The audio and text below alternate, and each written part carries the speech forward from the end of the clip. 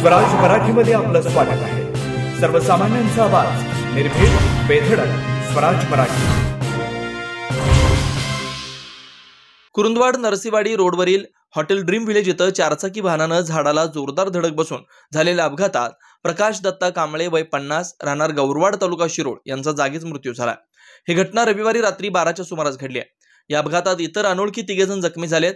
या प्रकरणी रमेश कुंभार राहणार लक्ष्मीनगर कृष्णा घाट रोड मिरज यांच्यावर गुन्हा दाखल झालाय। पोलिसातून मिळालेली माहिती अशी, आरोपी रमेश कुंभार हे विटभट्टीवरील कामगारांसोबत सैनिक टाकळी इथं हॉटेल गावरांमध्ये जेवण करून कुरुंदवाड्यातून नरसीवाडी मार्गे इनोव्हा MH10 CN 6575 चारचाकी गाडीतून मिरजकडे जात होते।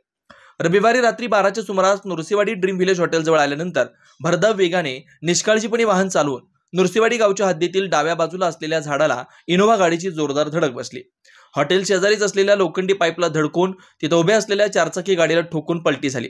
या अपघातात गाडीत बसलेले प्रकाश दत्ता कांबळे यांच्या डोक्याला व हातापायाला गंभीर दुखापत झाल्यानं त्यांच्या जागीच मृत्यू झाला। तसेच इतर 3 अनोळखी इसमांना किरकोळ दुखापत झाली असून वाहनाचं मोठं नुकसान झालंय। या प्रकरणी वाहन चालक रमेश कुंभार यांच्यावर गुन्हा दाखल झालाय। अधिक तपास पोलीस हवालदार माने करतात।